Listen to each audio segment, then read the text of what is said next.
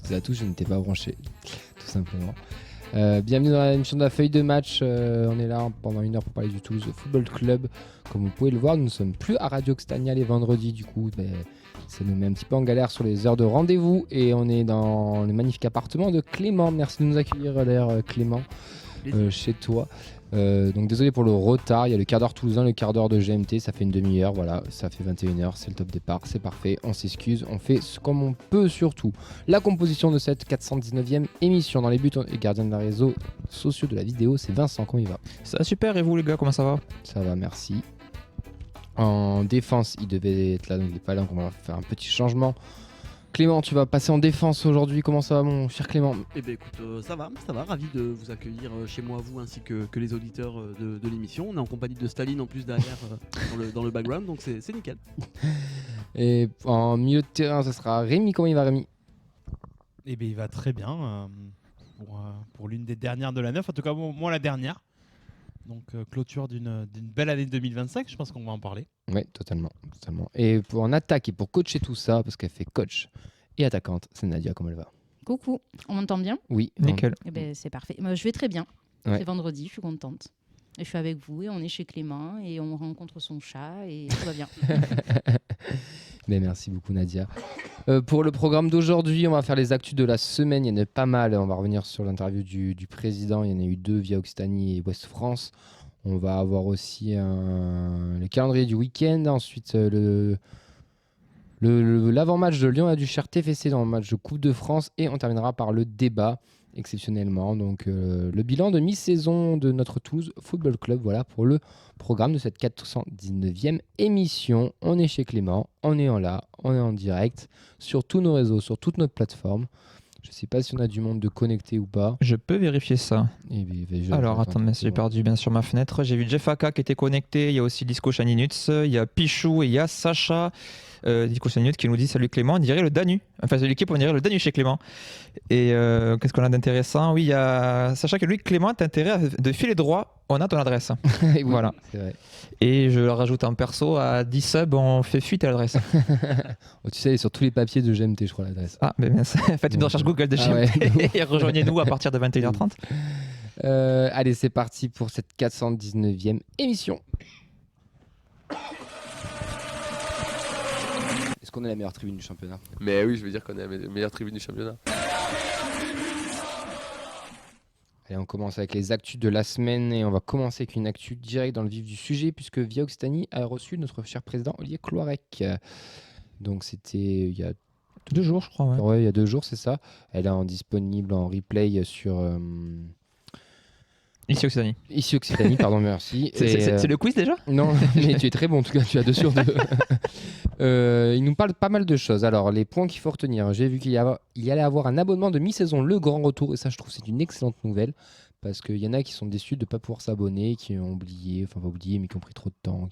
Enfin bon, je trouve que c'est bien. Voilà, c'est un abonnement de mi-saison pour essayer de refidéliser un peu tout le monde. C'est une des premières infos qui est sortie, donc il devrait arriver.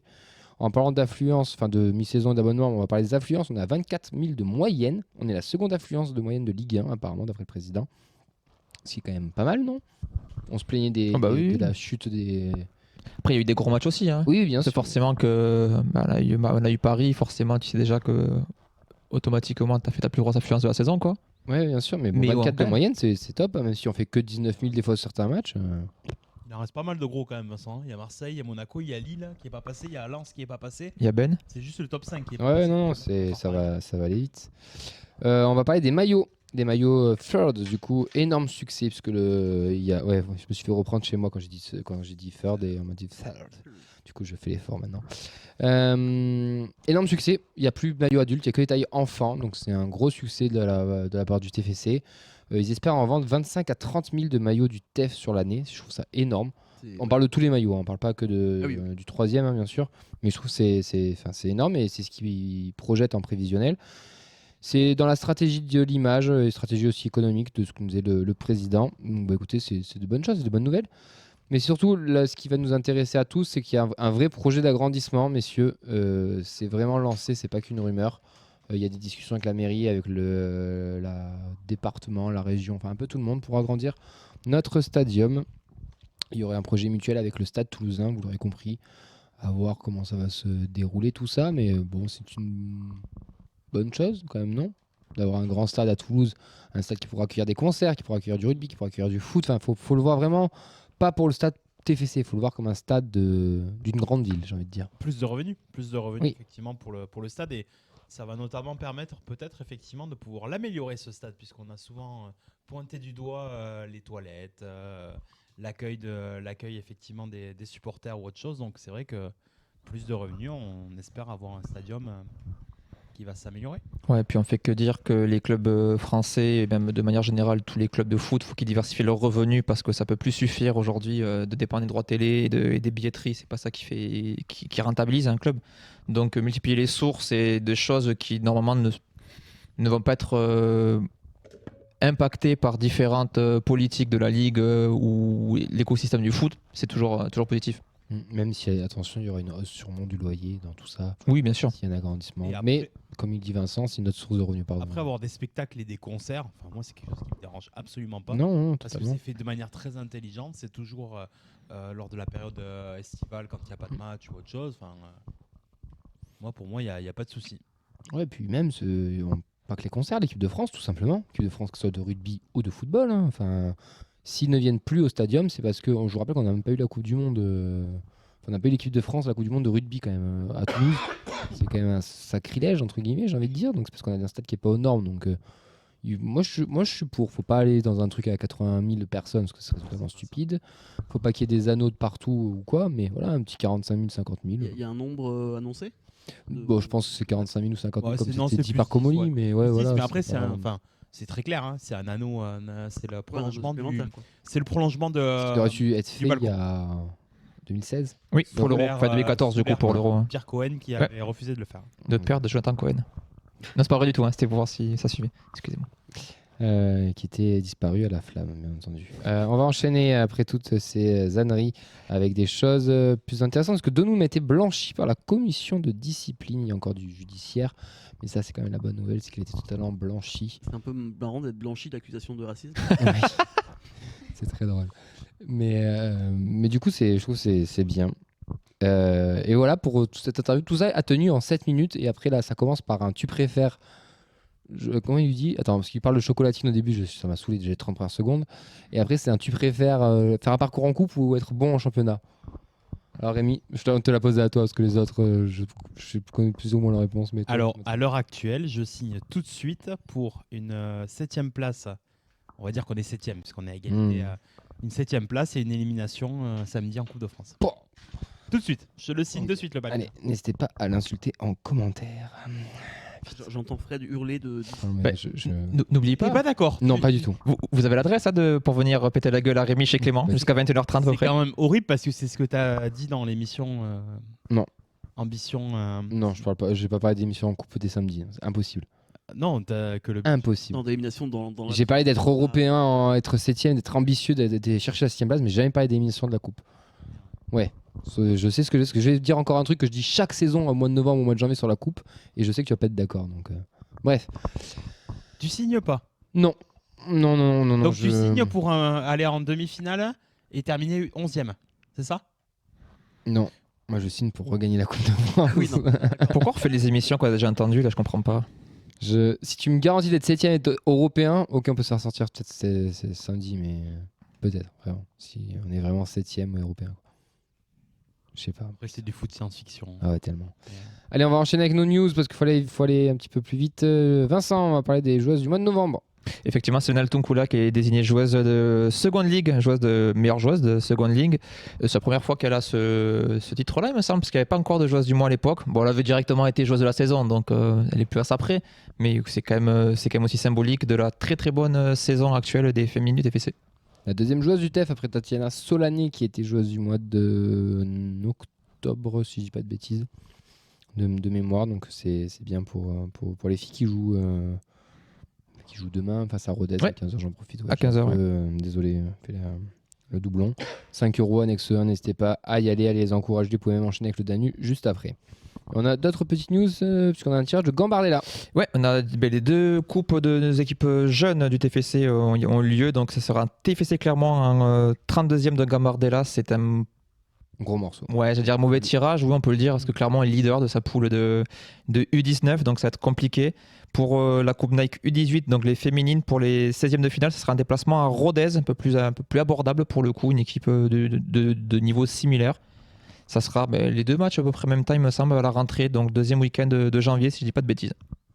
Et la dernière info, c'est l'OM et le TFC qui se sont affrontés ce matin. Et oui, c'était match en retard des U19, qui, oui, donc apparemment, tu as le droit de griller ton dernier jour d'école, puisqu'ils ont joué un vendredi à 11h, en semaine. Défaite 3-0 d'RNB qui était exclu après 2 jaunes dès la première mi-temps. Match très compliqué pour nos Toulousains. Le TFC reste 5e parce qu'ils avaient une belle occasion de pouvoir revenir sur les premières places de ces championnats U19. Le calendrier du week-end, il est simple. C'est juste les filles et les gars qui jouent en Coupe de France. Il n'y a pas de match. Donc, Et je profite pour un petit bilan de Fabrique Violette. Oui, en vas-y. 30 secondes, comme ça, vu qu'il n'y a pas eu de match non plus, les équipes régionales U14, U15 et U16, les U14 sont leaders de leur poule de régional. 27 points en 10 matchs, 9 victoires, 1 défaite, 55 buts marqués, 8 encaissés. Si vous voulez voir du spectacle, c'est le U14 qu'il faut aller voir du côté du TFC. Les U15, c'est plus compliqué, ils sont 4e avec 18 points, mais qu'à 3 points du leader Montauban. Et les U16 sont leaders avec 23 points, mais les 4 premiers se tiennent en 3 points. Et là aussi, c'est comme pour en Ligue 1, c'est pas la fin de la phase aller, c'est que la fin 2025, il y aura encore quelques matchs pour terminer la phase aller. Oui, parce qu'on n'est pas totalement à la mi-saison officiellement. Mais bon. On est pressé à la feuille de match. On chipote. On est parti pour l'avant-match entre Lyon-la-Duchère et le Toulouse Football Club. Capitaine, c'est celui qui a la barre, quoi, et qui conduit le bateau. C'est à nous de décider qu'est-ce qu'on veut faire cette saison. Si on veut jouer le haut, si on veut jouer le bas. Et après, t'as les moussaillons. C'est ceux qui rentrent qui vont faire la différence. Et c'est tous ensemble aujourd'hui, on va chercher un résultat. Allez, on va recevoir du coup Romain Jiménez ou Jiménez, je sais pas comment on lui demandera, un membre du club de Lyon-la-Duchère. Mais juste avant, on va vous donner rendez-vous à 17h30 au Danu demain. Coup d'envoi à 18h du match. Vincent et moi-même serons aux commentaires de ce match. On sera en duo demain. Voilà. Il y aura Thierry Roland et Jean-Michel Larquet de retour au Danu demain. Le jeu, ce sera de savoir qui est qui, c'est ça? Exactement. Commente lequel qui fait les dérapages. C'est ça. Moi, je parlais d'eux, si vous voulez. Il va falloir te raser du coup si tu veux Thierry Roland. Ouais. J'aurais pu faire un super Thierry Roland, mais C'est vrai que t'aurais pu. En tout cas, il y aura des stickers à gagner pour le quiz de la feuille de match à la mi-temps. Il y aura une boisson à gagner aussi, comme d'habitude. Il y aura du monde, des sécantos avec les chars, plein de choses à faire et surtout un bon moment à passer tous ensemble au Danube pour l'ouverture de cette compétition de la Coupe de France. Venez s'il vous plaît, on sera pas beaucoup. Exactement. Oh, je pense qu'il y aura un petit peu de monde quand même. Parce que comme c'est un match bin et que tout le monde entre Ligue 1 plus Canal, machin, à mon avis, les gens vont quand même venir samedi 18h. C'est un petit before pour sortir après. Si vous voulez, ce qu'on peut faire, c'est que le gagnant du quiz de la mi-temps peut commenter avec nous la seconde mi-temps. Voilà. Ce serait drôle. À tous les coups, si c'est calme, il y a Romain qui commente avec nous. Hein. Mais tu sais que c'est prévu dans l'histoire du Danu de la feuille de match qui commente un jour avec nous. Il est pas au courant, mais il le sera. Prise d'otage demain. Exactement. Si tu nous écoutes. J'espère que tu bosses demain. L'avant-match, cette compétition, je vais faire une petite intro, Rémi, rien que pour toi. C'est que la Coupe de France, moi, c'est une de mes compétitions préférées et je sais que Fred est d'accord avec moi. Je vous poserai la question après, qu'est-ce que vous en pensez, mais pour moi, la Coupe de France, faut arrêter avec les gens qui disent il faut faire tourner parce qu'il y a trop de matchs, machin, tranquille, le championnat. Non, une compète, c'est une compète, c'est des professionnels. Tu dois être compétiteur, tu rentres dans la Coupe, tu dois rentrer pour la gagner. Paris, Marseille, Lyon, encore en lice, très bien, je m'en fous. Il y a tout un parcours, on verra au fur et à mesure. Tu as été vainqueur en 2023, donc il y a 2 ans. Tu te dois d'assumer ce statut et tu te dois de faire un parcours. Et pour tes supporters qui ont peu d'émotions, on va dire, par le championnat, même si on en parlera après, c'est quand même pas trop mal. Mais on a peu d'émotions. Cette coupe, c'est quand même une saveur particulière. Et pour moi, on doit la jouer à 300%. Voilà. Rémi, pardon. Vous voulez que je réagisse à ça? Non, c'est juste que c'est vraiment mon vrai avis. La Coupe de France, je vais faire hérisser du poil à certains, mais c'est vrai que pour le moment, elle ne m'intéresse pas plus que ça. Oh là là. C'est-à-dire que Lyon-la-Duchère TFC, désolé, mais je ne serai pas devant la télé demain, je ne regarderai pas le match. Ce sera au Danu. Je ne serai pas au Danu non plus.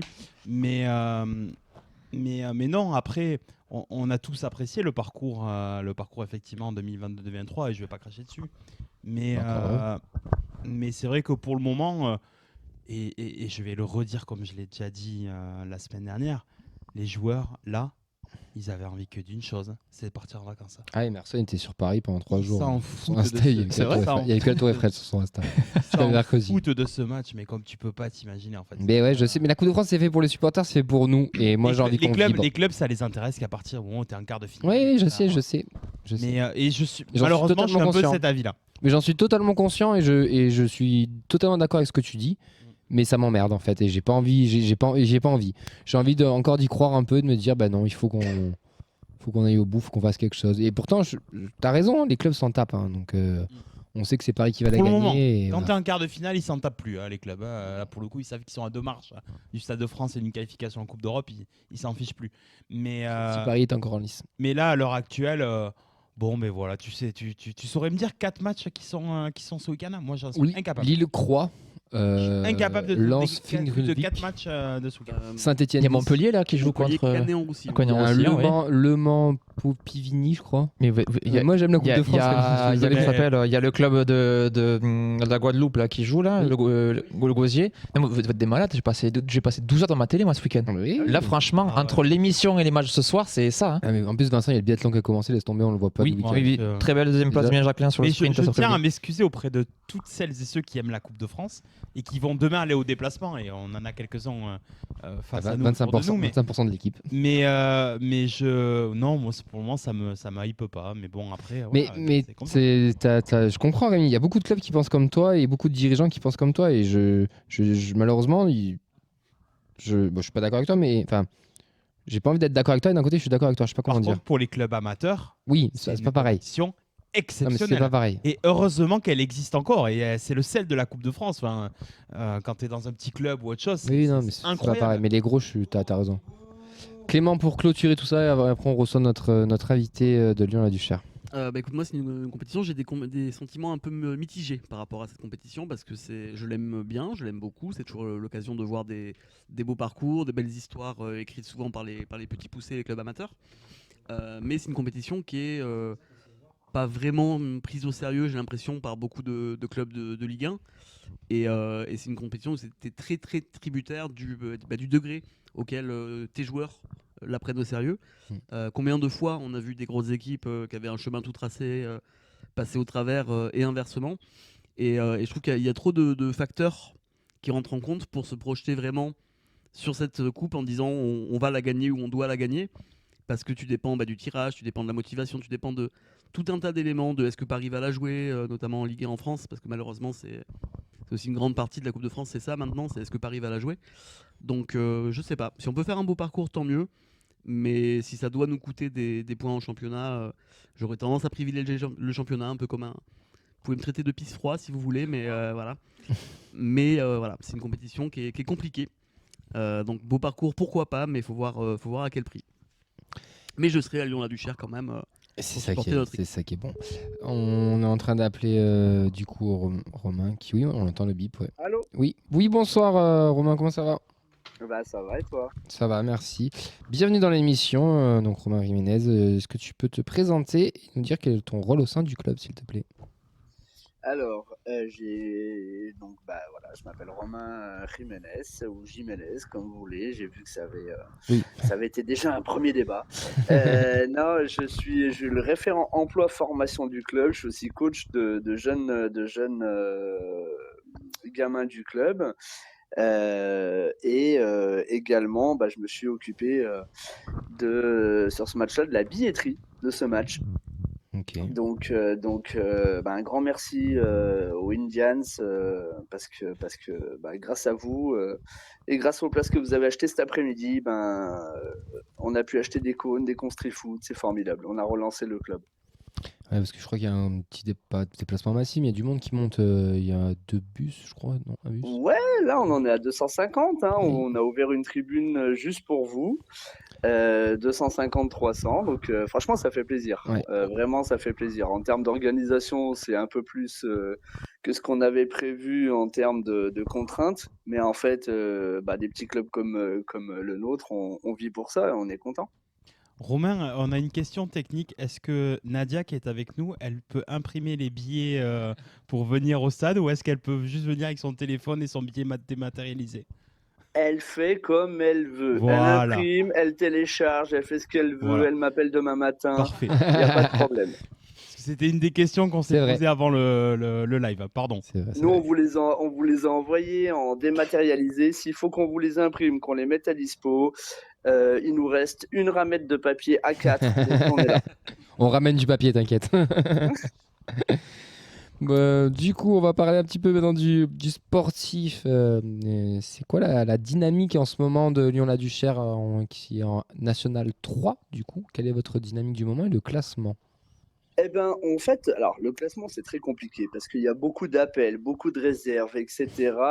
Donc on est officieusement troisième, officiellement deuxième, et on finira champion. Mais non, il y a des appels parce que voilà, mais on a une dynamique qui est plutôt très positive parce que on s'attendait à jouer le maintien. On est un effectif très jeune, ça a été compliqué cet été pour nous de se relancer.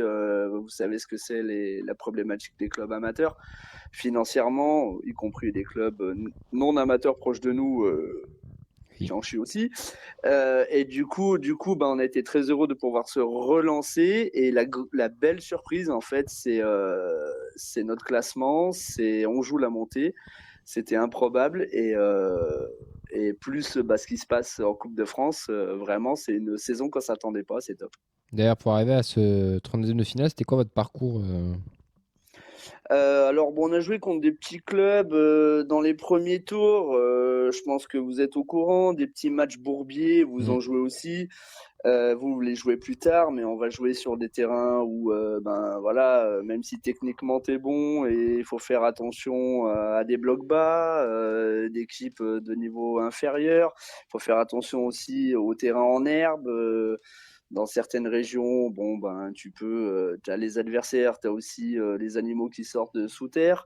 Et puis après, on a rencontré le club de Carnoux sur le tour précédent, et c'est des matchs très difficiles parce que tu joues contre une équipe qui est dans ta poule en championnat. Et la preuve, c'est qu'on est censé être supérieur et tout se décante dans les arrêts de jeu, 2 buts dans les arrêts de jeu. Et je vous cache pas que le tirage au sort, je sais pas si vous avez vu sur nos réseaux, on était trop content de vous avoir parce que déjà, il faut le savoir, on vous suit sur les réseaux sociaux, vous êtes très bons, très drôles. On a essayé de vous chauffer un peu sur les réseaux, sur les community managers. On n'a pas votre niveau, hein. On est bien d'accord. Alors par contre, je tiens à dire qu'on a votre niveau en termes de Pringles, Heineken, 1664 lèvres. Par contre, vous cherchez un peu, les gars. Donc je vous annonce, nous, ça sera Heineken demain pour ceux qui viennent. Mais voilà notre parcours. Et en fait, on est un club, trêve de plaisanterie, on est un club de coupe. Ouais. On a battu là sur on va dire le 21e siècle, on en est à notre 7e match en 32e de finale.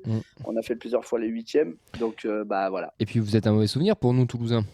Ouais les gars, il y a 20 en ans. 2006 hein. Vous avez fait quoi il y a 20 ans les gars? Merde. On a perdu 2-1 chez vous. Ouais, je sais bien. Ouais. Alors je veux pas vous mettre la pression, on a fait venir toute l'équipe d'il y a 20 ans. Vous avez raison.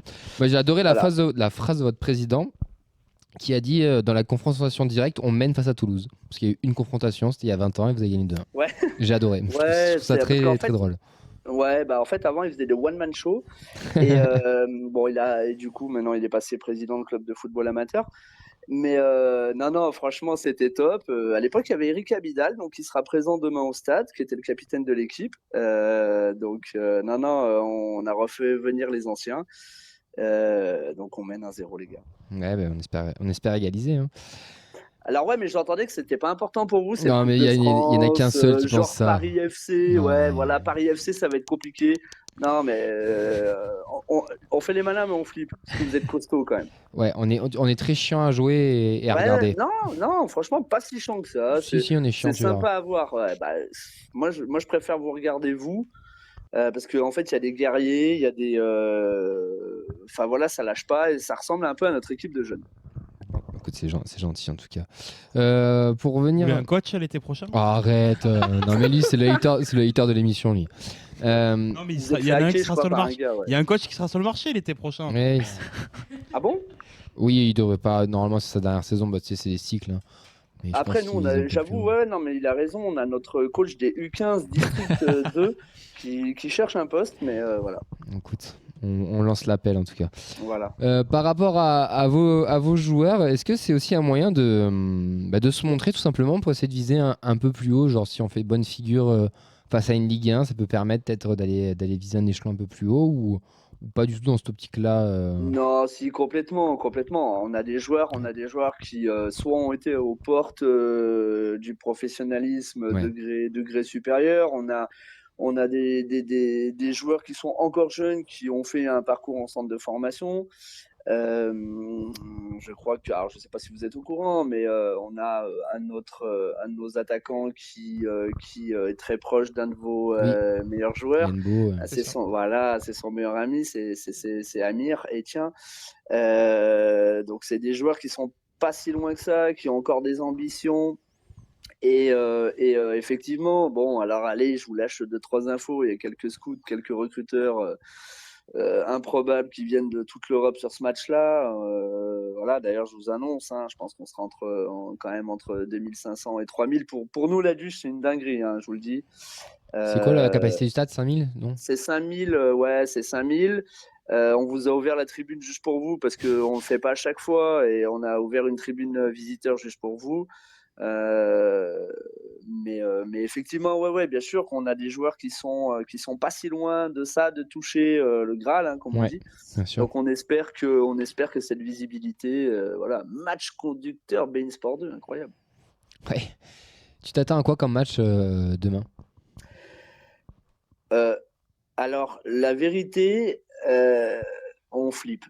Okay. On flippe sur un truc, c'est le démarrage du match en fait. On flippe un peu sur le démarrage du match parce qu'on se dit en fait nous on veut que ça soit une fête dans le quartier, c'est pas tous les jours la fête chez nous.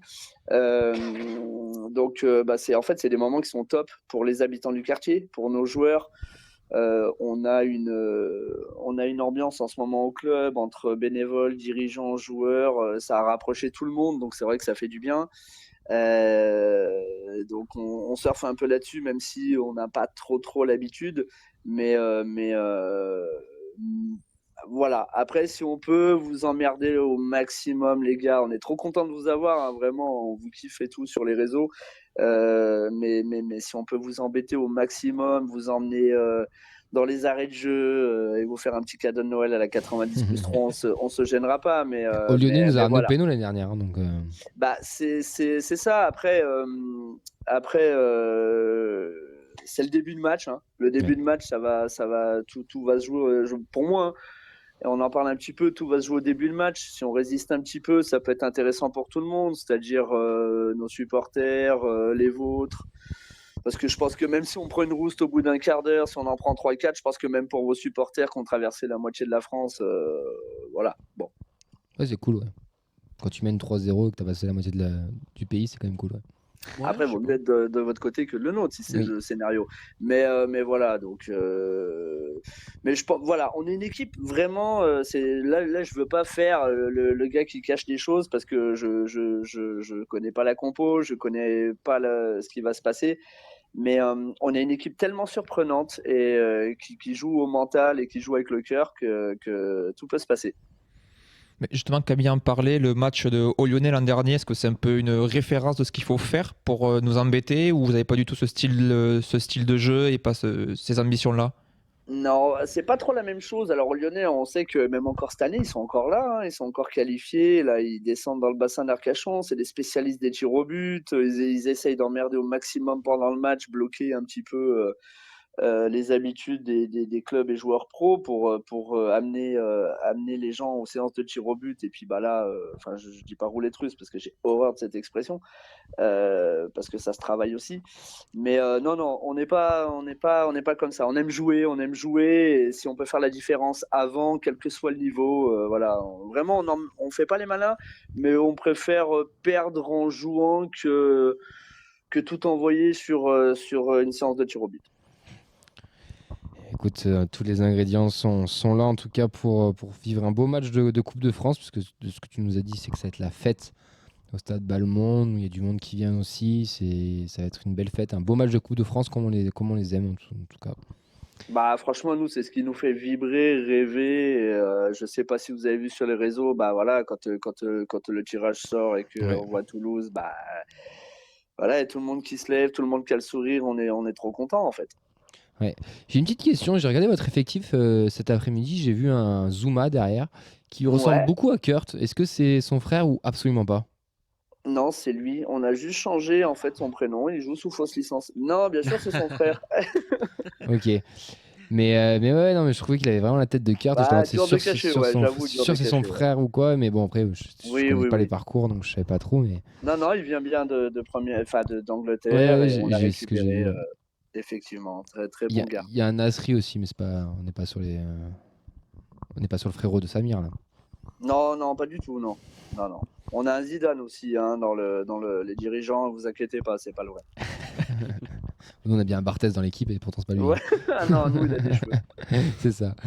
On va passer au prono. On va faire un petit tour de table. On terminera par toi, Romain. Rémi, on va commencer par toi et tes fameux. Une victoire 2-1. On va mener 2-0 et on se fera un tout petit peu peur à la fin pour permettre à notre ami d'être heureux. Vincent. Je suis désolé, j'ai mis 5 quand même pour Toulouse. Nadia. 4-1 pour nous. Clem.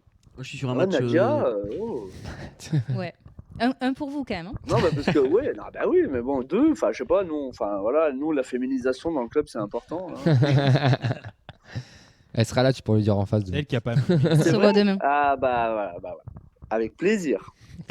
Moi j'ai mis un petit 2-1 aussi, parce que je pense que ce sera un match compliqué. On va galérer avec 2-1 un pour partout nous jusqu'à la fin. Et on met le but du 2-1 nous, malheureusement, dans les arrêts. C'est pour moi la Heineken, hein, si vraiment. Franchement. Ouais, je te la paierai avec plaisir. Et toi, Romain, quel est ton prono pour demain? Franchement, un partout. Le gars qui a dit on va pas au péno. Un partout. Et je vous annonce 90 plus 3, le petit cadeau de Noël. Il s'appelle Malik. J'espère qu'il jouera. Je sais pas s'il joue, mais c'est notre star de TikTok. Et s'il marque, vous êtes dans la merde, les gars, sur les réseaux. Ok, bah écoute, on va voir tout ça hein, demain. Enfin, j'espère ne pas voir Malik marquer à la 93e, mais j'espère qu'on verra un beau match surtout et qu'on vivra une belle fête parce que ce sont des matchs qui sont des fêtes pour tous les clubs, pour aussi nous, mais pour les clubs amateurs. Nous, on est content parce qu'en plus de construire un club comme ça, on a construit une vraie famille et on vous attend. On est trop content de vous accueillir et on espère que ça va bien se passer pour vous, vos supporters. Oui, il n'y a pas de raison. Eh bien, merci beaucoup, Romain, d'être venu dans l'émission. Tu souhaites un très bon match, une bonne journée demain, parce que je pense que quand ça sera passé, ça va faire du bien aussi, parce qu'il doit y avoir pas mal de fatigue et de stress. Possible, Et donc voilà, essaie de profiter quand même du match, de ces moments. Bon courage, et on aimerait aussi de faire un petit message parce qu'on a appris que vous avez été endeuillé avec le décès de votre coach adjoint, donc on vous envoie toutes nos condoléances d'ici de toute l'équipe et de gentils, Toulouse. les gars. Le club nous a demandé comment il pouvait s'associer. Il y aura un hommage demain. Voilà, c'est notre coach et notre chéri. C'est compliqué pour nous, mais on va tout faire. On va tout faire pour lui rendre cet hommage. Et puis, voilà. Plein de force, en tout cas, pour ce petit message. En tout cas, c'est top. Avec plaisir, c'est normal. Passe une belle soirée et profite bien pour demain et bon match. Que le meilleur gagne. C'est cool. Merci. À bientôt. Bonne ciao. Les gars. Merci beaucoup. C'était Romain Jiménez, donc un dirigeant de Lyon-la-Duchère qui s'occupe de la billetterie. Qui retrouvera Clément et Nadia pour leur payer une bière demain après la victoire ou pas d'ailleurs. On lui paiera même avant, il a l'air sympa, je pense qu'il y a moyen de s'amuser. Il a l'air adorable, mais je me revois quand on était à Cugneux là, qu'on préparait les tours de coupe où c'est le stress dans tout le club et en même temps c'est la fête. C'est des moments qui sont chouettes, mais c'est des moments qui sont durs aussi pour tous les bénévoles. Ça fait plaisir à entendre là, quand même, la joie, le plaisir de recevoir une bonne équipe comme ça, de l'excitation de préparer ce match-là chez eux, c'est très sympa. Ouais, ça rappelle un peu aussi ce qu'on avait vécu l'an dernier par procuration avec Lyon Saint-Jean, qu'on avait reçu, c'était ces émotions-là pour ces clubs amateurs qui touchent un petit peu le monde pro du bout des doigts avec ce genre de match. On y va entre nous un petit peu là pour parler du groupe. Allons-y. J'ai 3 questions à vous poser avant de faire un petit bilan de mi-saison. Le groupe, écoutez, il y a du Guillaume Reyes, il y a du Henri Dominguez. Derrière, il y a l'absence de Rasmus Nicolaisen, ça c'est l'info. Au milieu de terrain, on a Sauer, Schmidt, Donum, Caceres, Vossa. Et on attaque Vignologbo, Hidalgo, Emerson, Njuma. La première question elle est simple. Qui c'est que vous avez envie de voir demain débuter? Est-ce qu'il y a un joueur que vous voulez voir en particulier? Alors débuter non, mais j'aimerais bien qu'on revoie quelques minutes si c'est possible notre ami Niklas Schmidt. Ouais. peut-être pas pour débuter, hein, mais je vois qu'on le revoit. Et on en parlait avant l'émission, on a des sentiments mitigés, mais j'aimerais bien quand même revoir Warren Kamanzi un jour dans cette équipe. Tu t'as dit que ce serait le flop de la saison qui jouerait beaucoup trop. Ouais, non, oui, bon. Si, j'ai écouté cet après-midi, t'as dit mais pour moi, il a beaucoup trop joué quand même. Hein. Ah, putain, il a pas joué. Il a quasi pas joué. Hein. Après, c'est peut-être déjà trop, mais... sur le groupe, je sais pas pourquoi, je sens qu'on va avoir l'équipe type demain. Mis à part le fait effectivement qu'on n'a pas Nicolaisen et que Sidibé va rentrer dans l'axe et Donum va jouer. Ah oui. Et du coup, j'ai totalement l'impression qu'on va avoir l'équipe type. Tu ne penses pas qu'on va peut-être voir un Njuma, Vignolo, non. Un Hidalgo? Vraiment? Hidalgo, moi je me dis pourquoi pas. Je sais pas. Tu vois, le faire enchaîner, ça peut être intéressant. Je sens le coup de c'est le dernier match de la saison, tout le monde est disponible et finalement l'équipe elle va être hyper compétitive. Moi je leur souhaite, hein. Si on fait ça, qu'au bout de 20 minutes on mène 3-0 comme disait Romain, et après tu fais tourner, le deal est bon. Je vois pas une surprise avec un Vignolo titulaire, un Kumbasa titulaire, un truc comme ça, je vois pas du tout. Pour moi il y aura une surprise par ligne. Et du coup, une surprise, non. Un joueur de rotation par ligne. Du coup, forcément, tu auras Hog dans les cages. Forcément, tu auras. Dominguez, non, plus. Ah, je pense que c'est Hog. Je pense que c'est Hog. Je pense Dominguez est le numéro 3 maintenant. Je pense vraiment que celui sur qui font confiance et qui a joué, ça va forcément être Hog. Il a fait une conférence de presse d'ailleurs, Hog. Tu auras. J'ai plus le groupe en tête, mais du coup, en défense pour remplacer. Sidibé Piston et Sidibé. Pour remplacer. Kumbasa pour remplacer Nicolaisen, je pense. Surprise, toi, oui, c'est vrai. Au milieu. Smith. Non, je pense. Sauer. Peut-être plus Sauer. Mais je vois pas titulaire quand même Sauer. Ça me semble un peu merdique de l'envoyer. Je pense qu'on aura peut-être le milieu type des dernières journées pour ce match-là. Et devant, Hidalgo. Je vois bien quand même Vignolo commencer. Vignolo, je le vois commencer. Il commence pas là, il commence jamais. En indice, il a quand même joué titulaire au dernier match de N3. Hidalgo Vignolo est alliés ensemble en pointe, donc et ça marchait. Donc les deux marques, il me semble, ou les deux fois. Les deux marques. J'imagine pas du tout ça. Une par ligne, j'ai dit. Après, il y aura. Je l'aurais imaginé si tu avais eu des joueurs, un peu plus de joueurs laissés à Toulouse. C'est pas vrai. Les deux, je suis d'accord avec les deux. J'arrive pas à... Moi, j'ai quand même un argument aussi pour ça, pour contrer ça, c'est qu'il y a beaucoup plus de vols pour les vacances à partir de Lyon que de Toulouse. Donc, il y a beaucoup de joueurs qui font le premier déplacement avec le TEF et après ils vont partir directement sur une destination exotique. Il n'a totalement pas tort. Mais après, le côté de on se met l'équipe type et vite on est à l'abri et on fait des changements, c'est très carless, moi je trouve. Je pense que si on mène 3 heures à la mi-temps, t'as 3 changements. Hein. Voilà. Et je trouve que c'est dans la cohérence du coach. Je serais plus tendance à partir sur ça, mais c'est la coupe, c'est une N3 et si je me remémore l'année dernière au Lyonnais, on avait un changement par ligne si je dis pas de conneries. Je me rappelle pas de la compo, mais il me semble que c'était pas l'équipe type. Ouais, il y avait des petits changements. C'était quand même une belle équipe, mais il y avait Schmitt titulaire déjà. Ah ouais. C'est là où il met le tacle énorme ou pas. Après, il est pas resté longtemps sur le terrain, donc. Oui, c'est ça. C'est peut-être le meilleur moment de la saison. Il s'est remplacé tout seul très vite. Et Messali joue titulaire demain. Pardon, j'ai pas dit. Ouais. Messali, après, c'est un mec qui est dans le turnover, qui est pas, c'est pas un Vignolo quoi. Ça serait au mérite, je pense qu'il va y être. Ouais, mais Messali sera là et Donum sera ailier droit. Oui, Messali peut jouer, a déjà été joué dans le milieu de terrain, attention. Il peut être la surprise au milieu de terrain sur des tests un peu bizarres. Je sais pas, écoutez, on verra. Ce serait pas un cadeau quand même sur ce match-là de mettre au milieu. Totalement. Moi, Vignolo, je serais très curieux de le voir parce que même si je le trouve flingué, j'aimerais bien le voir un petit peu plus que 3 minutes quoi. Mais il est argentin, il a 11 ans, laisse-lui du temps. Ouais, non, mais bien sûr, je lui laisse du temps, je laisse totalement du temps, mais j'aimerais le voir. Si c'est demain, il a 11 ans. T'en quoi de ses parents? Ils ont signé une décharge parentale pour le voyage en bus jusqu'à Lyon en sortie scolaire là quand même. Ouais, c'est dur. On a commencé l'émission à quelle heure déjà? 21h 21h, oui, okay. On est dans les temps, mine de rien. J'avais un petit bug. Et vous, à quel type de match vous attendez-vous? Parce qu'on l'a posé à notre invité, mais c'est une question qu'elle n'a pas posée. Je n'ai pas la réponse. Est-ce que Balmont c'est un terrain pourri ou c'est un terrain correct? Je croyais que tu parlais de Florent. Non. Et le stade ne tient pas son nom de Florent Balmont. Non. C'est la colline sur laquelle et le stade s'appelle la colline Balmont. Je l'ai vérifié. Mais la colline est appelée comme ça par rapport au Kranchoff de Balmont déjà, ça qui est la colline qui fait penser à. Ce serait mieux Balmont Gramont. C'était nul à chier. Et tu vois, je suis sûr que je parie 5 balles que tu la ressors demain à Danus là. Ah, il y a moyen. Voilà. sur une petite touche là. C'est possible. Si le terrain est pourri, forcément, ça va défavoriser le TEF. Si le terrain est correct, juste correct, ça va forcément le favoriser plus. Moi, je pense que c'est un synthé. Belle intervention, Vincent. Merci. Tu fais un rejet de Fred sur moi? C'est quoi le problème? Non, après, sur ce match, il a raison en fait, Romain. Il a dit tout va dépendre de qui va marquer le premier but et à quel moment. C'est le genre de match où il vaut mieux marquer rapidement pour être tranquille. Du coup, t'arrives à 0-0 à la mi-temps, tu commences à être un peu compliqué. Mais le 5-1, j'y crois pas. T'as problème avec moi ce soir, ça? Non, mais le 5-1 ou le 4-0. Tu pouvais dire 4-1 Nadia ou autre chose, non? Le 5-1. Je sais pas. Un vrai dans les yeux en plus. Ok. Je connais pas assez bien le foot amateur, mais je trouve que le foot amateur a quand même progressé. Ah bah oui, quand les clubs de N3, c'est. Qu'un club de N3, c'est fini, ils sont plus boulangers les mecs. Hein. Ouais, et j'embrasse toutes les boulangers, mais allez, c'est fini les petits reportages TF1 où t'as le menuisier, le boulanger, le machin. Les mecs, ils sont. Je dis pas qu'ils en vivent, mais pas loin.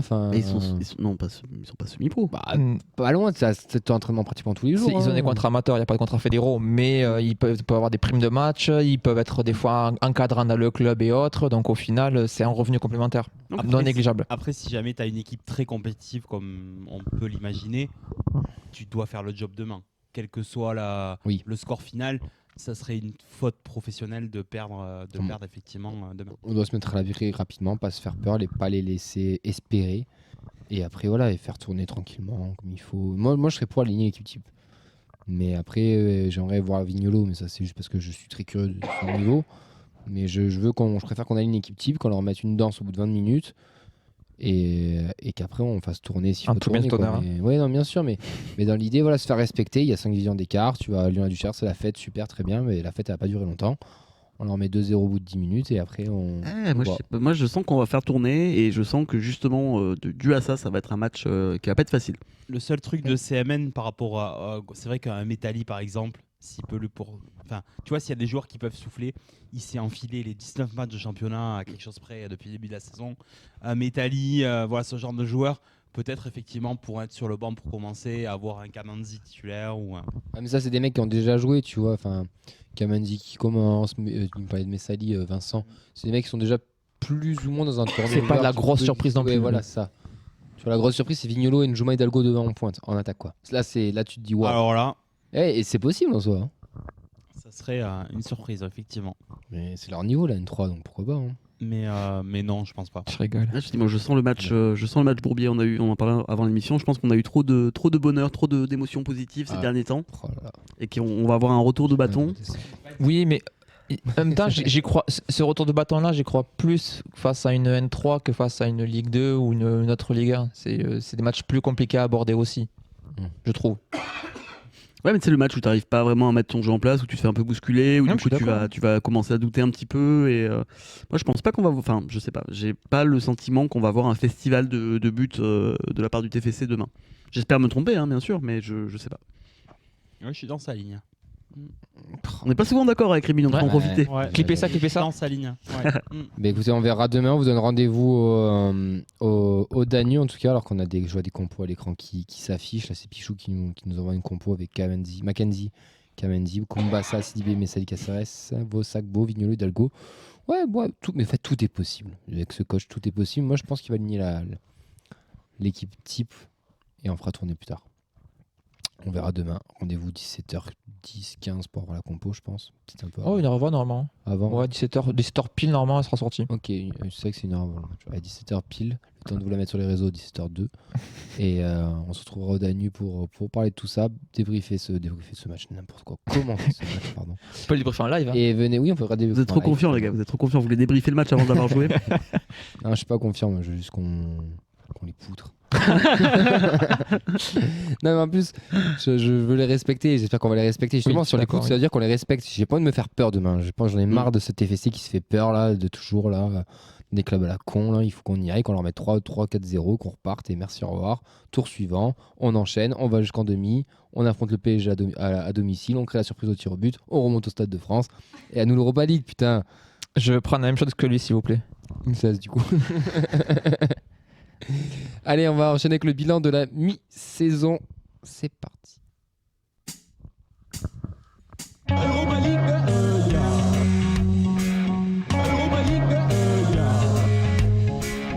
c'est pas un signe, ça, putain. C'est un complot. C'est un signe. Alors, oui, c'est au-dessus le bilan de mi-saison, parce qu'on a inversé les chroniques. Alors, messieurs. C'est tellement la crise qu'on n'a pas imprimé aujourd'hui. Enjeu l'Europe. Ok.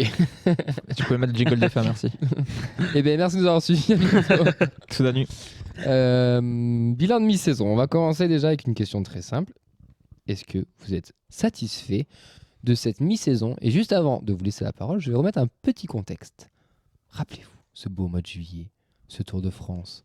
Vous rentrez, on va chez Nathan faire une émission. On vient de prendre 21 buts en 3 matchs. On se dit, mais qu'allons-nous faire? Nos belles valises de l'été. Nous n'avons personne.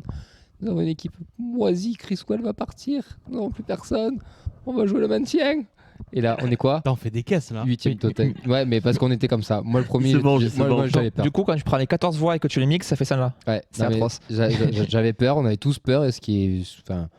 Voilà, on a misé sur la faiblesse de la Ligue 1. Bon, ça, sur le coup, on avait tous raison. Mais on a quand même des choses sympathiques. Donc voilà. Mais au début, on avait peur. Et là, on est 8e. Dites-moi, quel est votre avis? Tout va bien. Tout va bien. Après, c'est pas un bilan de mi-saison puisqu'on n'a pas fini la phase aller. C'est vrai, on pourra le faire après Lens si tu veux. Voilà, moi je garde mon avis pour après Lens.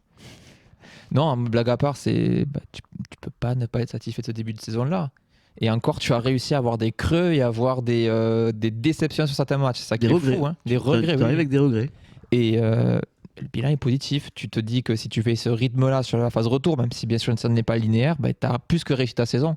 Tu as surperformé partout au final par rapport sur le papier encore une fois. Et il n'y a rien à dire, quoi. C'est super. Merci Cloirec et vive Redbird. Enfin, je sais pas. Je ne suis pas à ce point-là non plus. Encore une fois, je n'ai pas pris la même chose que Camille. Mais je crois que Vincent cherche un emploi. Mon CV sur LinkedIn, n'hésitez pas à cliquer dessus. Du coup, Clément? Écoute, moi je suis d'habitude plutôt l'optimiste de la bande et là cette année j'avoue qu'à la mi-saison, quand on a fait l'émission de reprise notamment, j'étais quand même particulièrement pessimiste et je la sentais mal cette saison. À juste titre, mon cher. Ouais, mais d'habitude même quand on part pas bien et que les odds sont contre nous, je reste assez positif, en tout cas j'essaye. Là cette année j'avoue que c'était pas le cas et comme l'a dit Vincent, tu peux pas ne pas être satisfait en effet de cette mi-saison là. T'as des regrets, t'as laissé filer un nombre quand même conséquent de points contre des petites équipes qu'on aurait dû claquer, hein, pour employer une expression qui t'est chère, Camille. Du coup, tu te retrouves à égalité avec quand même des gros clubs de notre Ligue 1, avec les Strasbourg, avec les Monaco, qui font pas forcément la mi-saison qu'ils auraient espéré faire. Tu te retrouves à la place, par exemple, d'un Nice. Tu vois, ça aurait pu être nous. Nice est 13e actuellement, ça aurait pu être nous. Et, ça n'aurait pas été honteux non plus. Et du coup, tu te dis qu'il y a un truc à faire sur cette seconde moitié de saison et que justement, on le disait avant l'émission, tu te dois d'aller piquer la place européenne que Nice ne veut pas prendre.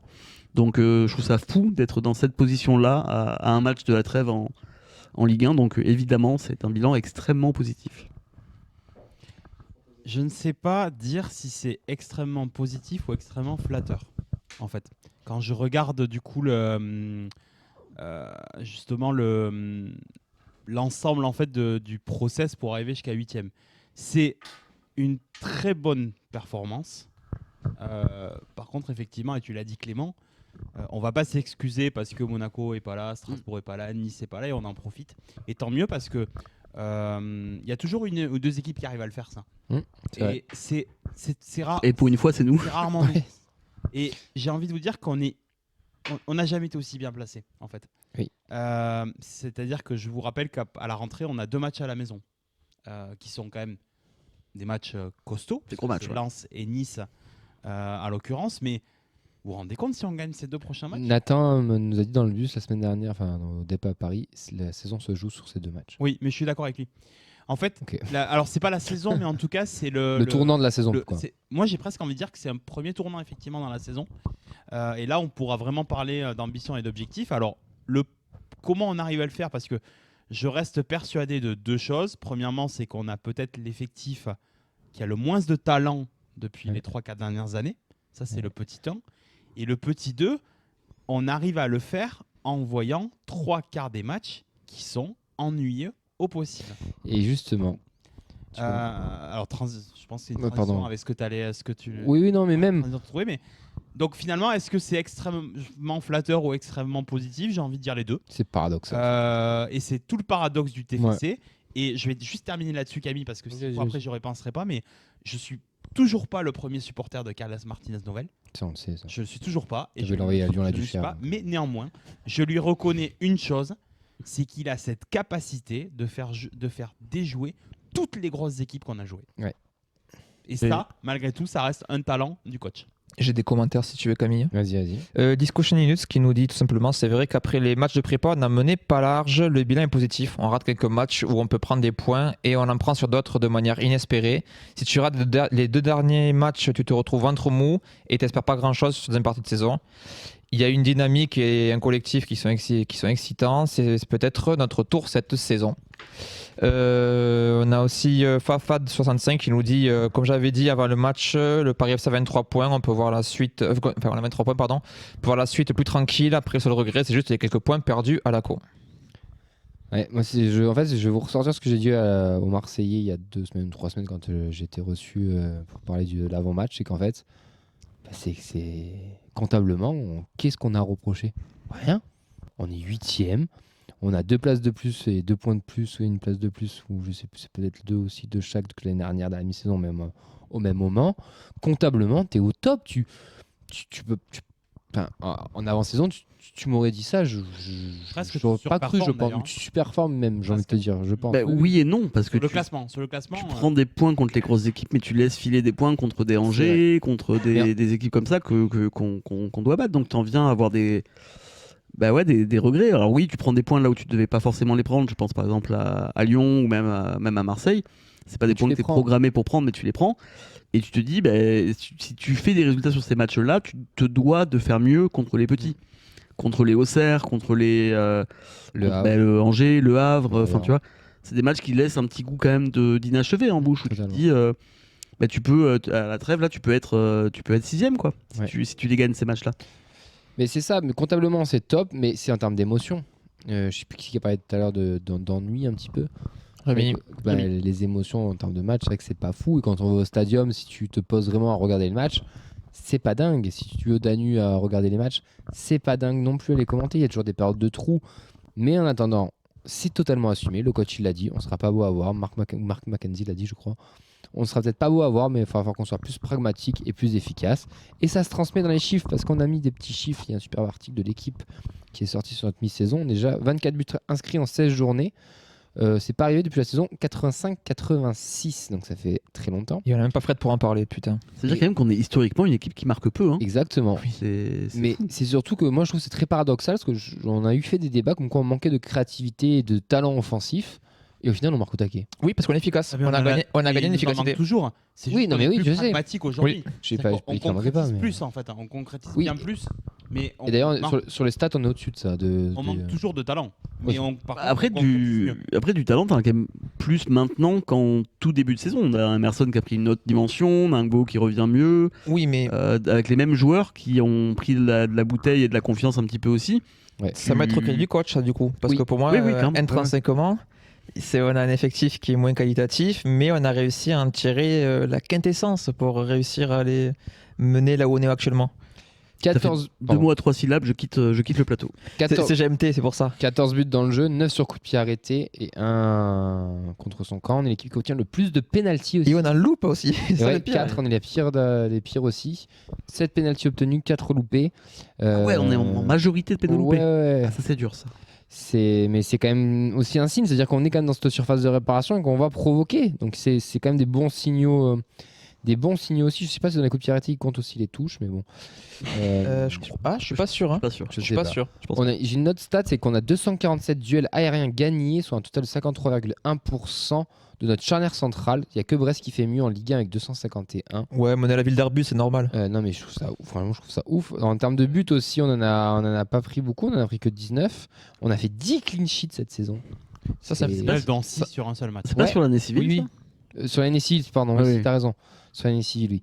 Mais c'est quand même. Je trouve que c'est des stats qui font du bien. Après, on a notre stat qui est dégueulasse. C'est qu'on a le taux de possession le plus dégueu de Ligue 1. 40, oui, mais. Non, mais rien à branler. 41,2. Oui, totalement. Pour mettre au crédit de Carles, qui a toujours été un grand partisan du jeu de possession. Ah, mais il a pris un tournant. Mais réussir à ce point-là à appliquer un jeu de dépossession, c'est très très dur. Hein. Pour moi, c'est aussi dur que la possession. S'adapter à l'effectif. Est-ce que vous croyez que cette stat de la possession, ça tient dans le temps, ça?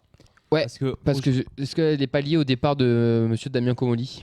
Non, mais ce que je veux dire, c'est que est-ce qu'on peut espérer performer dans la durée avec cette stat-là? Oui, parce qu'en Ligue 1, la transition, c'est ce qui marche le mieux. Le jeu de position en Ligue 1, il n'y a que le PSG et peut-être Marseille qui ont les capacités techniques, les qualités techniques, pardon, à le faire. Et physique, parce que je pense quand même que tu t'épuises moins avec un pressing ciblé comme le fait le TFC, où on gêne beaucoup, parce que je pense qu'on ne doit pas être l'équipe qui court le plus non plus. Hein.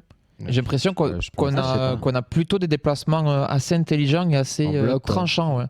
Donc je pense que tu t'uses moins. Parce que on parle de clubs qui ont des effectifs à 20 titulaires potentiels. Oui. Alors que nous, sur le papier, maintenant on arrive à avoir un groupe intéressant, mais tu n'es pas censé en avoir, comme tu dis, plus de 12 qui ont réellement sur le papier le niveau pour performer autant en Ligue 1. Et je reviens sur Comolli, mais moi je pense que c'est lui qui a imposé ce jeu de possession et qui nous avait vendu. Son départ, c'est que l'année dernière, dans sa conférence de presse avant de partir, il explique qu'on marque beaucoup en transition, que c'est là où on performe, et qu'il ne veut surtout pas aller dans cette direction-là. Au final, preuve du contraire qu'il fallait écouter les chiffres, hein, monsieur Data, parce que les chiffres nous montrent qu'en fait, en transition, c'est là où on est les meilleurs. Et d'ailleurs, Carles, je crois que c'est toi qui l'as dit tout à l'heure, qu'il a la capacité à gêner les gros. C'est parce qu'en fait, on a une équipe qui est là aussi qui n'a pas trop de talent, qui ne sait pas, qui ne peut pas avoir cette possession sur tout un match. Et c'est pas grave. On l'a compris. Maintenant, on fait que les qualités de nos joueurs et on a suffisamment critiqué ici le dogmatisme de Carles pour ne pas lui reconnaître quand même cette capacité de s'être adapté et d'avoir enfin compris les limites. Après, est-ce qu'on aime ou on n'aime pas, c'est autre chose. Mais force est de constater que tu peux pas lui reprocher. Je pense que cette saison, on lui a pas demandé de faire du spectacle. On lui a demandé d'être efficace, d'être le plus haut possible en Ligue 1 pour avoir le plus de thunes possible aussi. Et aussi être le plus rapidement sauvé. Enfin, tu vois, je pense que la conjoncture économique aide. Après, nous, en tant que supporters, spectateurs, c'est pas beau. Mais voilà, il faut que tu ailles chercher des émotions. Moi, je suis désolé, le 3-0 à Paris, c'est des émotions qui font du bien. Le 2-2 à Marseille, c'est des putains d'émotions. On a eu le 2-2 à Marseille, la victoire contre Lyon. Enfin, il y en a eu quand même. Alors, c'est pas, on se régale pas tous les matchs au stadium, mais on faudra se satisfaire de ça. Mais en fait, tu poses la question aussi de quel public de Ligue 1 se régale devant son équipe tous les week-ends. Enfin, Paris, il y en a très peu. Il y en a très peu. T'as les supporters de Lens. Lens fait une belle saison. Quand même. L'OGC Nice, ça rigole bien quand même. Ça rigole bien, ouais. T'as quand même, Non, mais tu vois, il y en a pas 36, quoi. Donc, c'est peut-être un peu exigeant aussi de s'attendre à ce que ton équipe soit forte à l'extérieur contre des gros à faire des résultats et te propose un jeu attrayant à domicile. Enfin, moi, personnellement, je m'en fous. Je comprends les gens qui sont déçus du jeu qui est proposé au stadium et du spectacle, mais cette année, on a quand même vu on a vu beaucoup de buts au stadium quand même. Ouais, totalement. On a vu des matchs sympas. Enfin. Alors oui, c'est pas le grand Barça, mais bon, on est supporter du TEF, on prétend à quoi aussi. Enfin, tu vois, il faut aussi se remettre un peu dans le contexte de notre Ligue 1 et de notre place dans cette Ligue 1. Et moi, je trouve que le spectacle qu'on voit cette année, il est quand même tout à fait correct, que ce soit à domicile ou à l'extérieur. Et moi, j'en attends pas beaucoup plus. Sur le spectacle, je suis un peu moins d'accord avec toi, mais quand même. Avec les joueurs qu'on a, tu peux pas proposer plus de spectacles que ce que tu proposes. Mais Clément, tu as donné l'argument. Mais en termes de spectacle pur, quelqu'un qui, par exemple, arrive, qui ne connaît pas le TEF, qui n'est pas supporter de TFC, il voit 2 matchs, il revient pas. Je sais pas, il y a des observateurs qui nous trouvent intéressants dans le jeu. Hein. Alors, je suis pas forcément d'accord toujours avec eux. Il a convaincu des Écossais de dire Common Purple au PFC, donc voilà, je viens de te dire. Le bilan, il est bon quand même. J'ai envie de dire que le bilan, il est très bon. Je crois que c'est Vincent qui a commencé par ça. Et il faut arrêter de tortiller du cul pour chier droit. Le bilan, il est très bon et on est en course partout. Bon, la Coupe de France commence demain, parce que dans 24 heures, ma phrase ne sera plus valable. Mais c'est surtout que on a parlé d'ambition, on rêve tous. Je le sais, tous. Vous n'allez pas me dire non. D'Europe un petit peu. Ah oui, bah oui. Inconsciemment, on en rêve tous. T'en rêves un peu quand même. Mais on a réécouté les bandes d'une certaine émission. moi je te signe tous les jours aujourd'hui pour qu'on termine 7ème à la fin de saison. Eh bien on est en course pour le moment et ça à la mi-saison, j'aurais jamais cru que on aurait été 13ème, on serait tombé dans la sinistrose, moi le premier, je le reconnais. Déjà que je tombais à non, je suis pas sûr, on aurait dit qu'on est à notre place, et vu la prépa, tatitata, non, on a fait mon début. On pas qu'on est à notre place, non, arrête. C'est vrai ? Non. Ok. Bah ta place c'est quoi ta place d'ailleurs ? Du TEF ? Ouais. Réellement 10ème. 10-14 pour moi, c'est ça. Je dis entre 8 et 12. T'es 14e budget de Ligue 1, donc ouais. Forcément derrière tu mets un plus 4, comme Uno, quoi, c'est pareil. Ah oui. Mais c'est vrai qu'aujourd'hui, avec cette 7ème place à égalité, tu vas pas t'excuser parce qu'il y a une qui performe pas, il y a quelques clubs qui sont derrière nous et qui ont un meilleur budget ou autre chose, mais tant mieux pour nous. Vos flops et votre révélation de la saison. Je pense qu'on va tous être d'accord sur le top. Alors non, justement, je vais essayer d'être... Alors. Il fait un jeu. Non, alors, justement, c'est trop évident de donner Cresswell. Ouais, mais parce que le mec on fait les joueurs du mois. Oui. Le mec, je l'ai jamais changé depuis le mois d'août. Oui, c'est Cresswell. Sur les visuels. Oui, c'est Cresswell, mais je peux pas le mettre dans une révélation. Donc non, moi, j'aimerais... top. Non, alors, le joueur que je vais donner. Mais j'aimerais vraiment souligner la première partie de saison de Guillaume Rest. En top ? Oui. Vraiment. Attends, je vais me lever, je vais vous laisser vous battre. Donc non, mais voilà, Non, mais il fait une très bonne première partie de saison. Mais Cresswell est trop au-dessus. Oui, mais d'accord. Mais ça m'énerve qu'on ne parle que de Cresswell. On en met 3 si tu veux. Caceres, Cresswell. Ça m'énerve de mettre 3 défensifs par contre. Mais c'est le cas. Là, t'as pas le choix. Hein. Bah oui. Oui. Mais pour moi, Guillaume Rest, je l'applaudis des deux mains. Vraiment. Toute cette première partie de saison. Messieurs. Moi, j'irai pas jusqu'à le mettre dans mon top 3 parce que bon, je trouve que sur certains matchs, il n'a pas été top niveau. Et d'autres matchs, oui, hein, bien sûr. Moi, je mettrais Caceres, Cresswell. Je te pète la gueule. Je le dis de suite. Si tu m'enlèves Rest, je vais pas mettre Mackenzie. Par contre, je trouverais bien. Je mettrais Caceres, Cresswell et peut-être Metalli, tiens. Ah, en top ? Ouais, dans mon top 3. Ok. Faut en mettre 3 Non, mais pour lui, parce qu'il voulait mettre à tout prix Rest. Non, t'es pas obligé. Avec Cresswell, point. Moi j'ai envie de mettre Charlie, Cresswell et Charlie Cresswell. Oui. Ça fait 3. Votre flop de la saison. Et je trouve que c'était très compliqué. Mais ouais, ça me vient pas comme ça. Moi, je le mettrais Sidibé. Moi, je l'ai. Flop, ça me vient pas. Sidibé pendant il y a 3 matchs. Ouais, mais. Moi, je l'ai direct, les gars, c'est Edjouma. Edjouma, il avait un boulevard cette année. Le titulaire, c'est lié droit. Je vais reprendre les termes de Rémi quand il parle de flop sur une ancienne émission. Il dit un flop, c'est quand tu attends de quelqu'un et qu'il n'est pas au niveau. Tout le monde s'attendait que Edjouma prenne la place de titulaire et lié droit. Pour moi, c'est une déception. Pas dans l'émission, mais dans la communauté TFC. Les gens étaient persuadés que Edjouma avait un boulevard et que ce serait lui l'ailier droit cette année titulaire. Et force est de constater qu'il est descendu dans la hiérarchie tellement bas que des Hidalgo et des Vignolos sont lui passés dedans. S'il joue demain, vous verrez qu'il est niveau N3 et encore.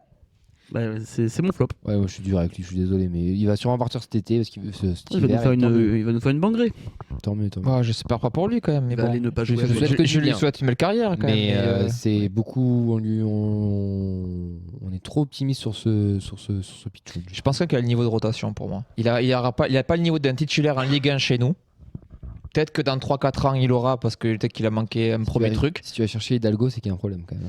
Mais il n'a pas le niveau pour être titulaire actuellement, je suis totalement d'accord. Mais pour moi, il n'est pas fini, tu vois. Il y en a d'autres qu'on a eu pire et qui ont fonctionné. Oui, je suis d'accord avec toi. C'est dur un flop, en vrai, d'en sortir un vrai flop.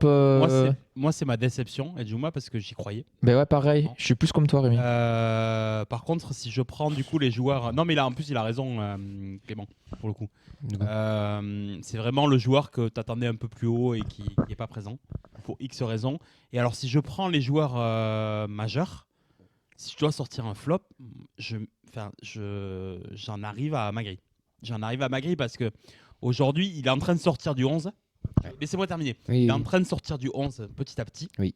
Et j'ai peur que si ça continue comme ça, il ne reviendra pas dans le 11, en fait. Donc, en fait, je pointe un petit peu du doigt, effectivement, qu'il avait plutôt bien commencé avec ces 2-3 buts là, et qu'après, derrière, parce qu'il a changé de rôle, parce que Emerson est arrivé, parce qu'il y a une autre façon de jouer, parce que pour X raisons, du coup, il est devenu un joueur plus lambda, finalement. Voilà. Plus discret. Ça se tient. On aurait pu mettre Sidibé. Hein. En vrai, à quelques matchs près, Sidibé, il y passe, je pense. Hein. Flop, c'est dur. Des petites déceptions. Attends, Sidibé en piston, pardon, parce que. Sidibé central, c'est autre chose. Sidibé central, on était tous d'accord pour dire qu'il nous le fallait, mais Sidibé piston, on était dur avec lui parce que c'était compliqué. Et il a eu plus. En fait, je dis ça parce que je me suis remémoré un peu les tops et les flops des mardis. Il apparaissait souvent ces dernières semaines. Ouais. C'est plus dans ce sens-là aussi. Et parce qu'on attendait quelque chose de lui, mais bon là il est en train de revenir un petit peu au niveau et voilà. Mais moi il y a d'autres mecs qui m'ont plus déçu que lui, donc j'aurais du mal à le mettre lui en flop. Je suis d'accord. Moi il y a la blessure d'Abou Francis, parce que je trouve ça dommage pour lui, que je suis triste pour lui, qu'il fallait trouver quelque chose à dire. Le départ de Gelabert, non? Personne? Ok. Non, de Manu Garcia pour moi. Votre révélation. Attends Vincent, tu l'as dit ton flop toi? Ben j'en ai pas. En fait. Franchement j'en vois pas vraiment. Enfin de vrais flops, non, déception. J'aurais aussi Kamandi cité, plus que pareil, déception. Ouais. Que pour moi, il avait un coup à jouer avec le départ de Soison non remplacé. Tu te dis, ça aurait dû être lui. Bon, après, pas de regret quand tu as Métali le niveau qu'il a. En parlant de révélation, moi j'ai mis Métali. Bah oui, forcément Métali. Ouais.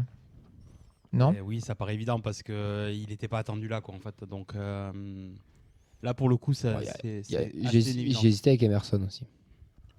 Parce que personne au premier match ne l'attendait pas à ce niveau-là non plus. Personne. Mais non, mais Métali, lui non plus ne s'attendait pas. Métali a eu la capacité de s'installer vite, tout de suite. Et bien. Et bien, voilà. Alors qu'Emerson, il a mis du temps avant de s'installer. Il y a Vossa aussi qu'on a pu mettre en révélation. Moi, je vais mettre Vossa en révélation. Parce que j'ai déjà mis Métali dans mon top, donc je vais mettre Vossa. Juste pour être différent. Notamment. Mais pas que. Vincent, Métali. Ouais, Métali, franchement, forcément Métali. Mais Vossa, je suis d'accord. Juste mais Vossa, c'est aussi parce que les circonstances font que c'est fort, parce qu'il se retrouve titulaire vraiment complètement par défaut. Et tu te dis pas qu'il fait tâche dans le 11, au contraire, quoi. Oui, puis je pense qu'il aurait été catastrophique, il y aurait eu le fameux changement tactique où un joueur aurait basculé au milieu à sa place. Et c'est pas le cas. C'est pas facile d'arriver dans cette équipe avec ce contexte-là, comme ça. Dans les pronos de la saison, j'ai mis Mario Sauer flop. Et pour le moment, je suis bien dans ma position. Ouais. Pareil, c'est déception, je mets pas flop, il est mid. Après, il peut nous faire une grosse deuxième 3-4 sur 10, quoi. Ouais, je sais pas. Il est pas 2, flop c'est 2, quoi. On en reparle en mai. Oui. Il a encore 6 mois pour nous convaincre. Déjà, il prend un rouge demain, et après il disparaît pendant 6 mois. Moi, Schmitt, je l'ai dans mon cœur depuis ce jour-là. Ah oui. Quel joueur. En milieu, Schmitt-Sauer, les deux vont prendre un rouge à la 30e. C'était un grand moment quand même. Ouais, c'était génial. Je crois que si on fait le bilan de l'année 2025, c'était en 2025 le match, d'accord, en janvier. Janvier, ouais. C'est un de mes meilleurs moments. Sincèrement, il est. Et juste avant, en fait, il y a un de nos gamins, je crois que c'est Njuma qui s'embrouille. Et Schmitt, il va se venger, il le déglingue, mais c'est tellement beau. Voilà. Il y a un bout de Schmitt dans une pelouse à faire actuellement. Mais on a eu des émotions. Oui. Ouais. C'était belle celle-là. Et la célébration de Donum qui se bouche les oreilles. Oh, exactement. Allez, on va terminer sur ces belles paroles, cette 419e émission. On a un bilan qui est plutôt positif, je trouve, et c'est bien. On ne pense pas qu'on aurait été comme ça en début de saison, donc tant mieux. On va se retrouver demain au Danu. Bon dep à ceux qui y vont. Je sais que Clément et Nadia font le déplacement. Ouais. Fred et Nathan aussi vous accompagneront. On vous souhaite un très bon déplacement. Un très bon match à tout le monde. Que ce soit une belle fête pour les Lyonnais aussi. On vous souhaite une belle soirée. Et puis voilà. Et bonne Noël de fin d'année à toutes et à tous. Moi, c'est ma dernière émission de 2025. Donc, je vous souhaite des bonnes fêtes de fin d'année. Mais merci Rémi, passe de très bonnes fêtes à toi aussi pour les plus vaillants. Il y aura aussi mardi pour la dernière émission de l'année 2025. Après, à tout moment, on perd mardi, je viens mardi. On fera le bilan 2025, c'est ça? Ouais, à tout moment, je suis là, mardi. Toi, t'es vraiment... On va le voir arriver en sprint là. Ouais, je vous l'avais dit. J'ai rien programmé mardi soir exprès. Allez, passez une très belle soirée. Merci Nadia, la technique aussi audio, Vincent, la technique vidéo. Un plaisir, et Clément de nous avoir accueillis. Chez Kiostra, la prochaine fois. Eh bien, en vrai, on est 14 dans l'équipe. Ça fait 14 vendredis possibles. Voilà. Il y a moyen d'aller jusqu'au bout de la saison comme ça. Nadia, t'as 14 semaines pour trouver un appartement. Plus grand, pardon. Allez, passez de très beaux week-ends, un bon match. Rendez-vous au Danube pour les Toulousains et bon déplacement pour les autres. Bisous, bisous. Ciao, ciao. Samedi pour les chipots.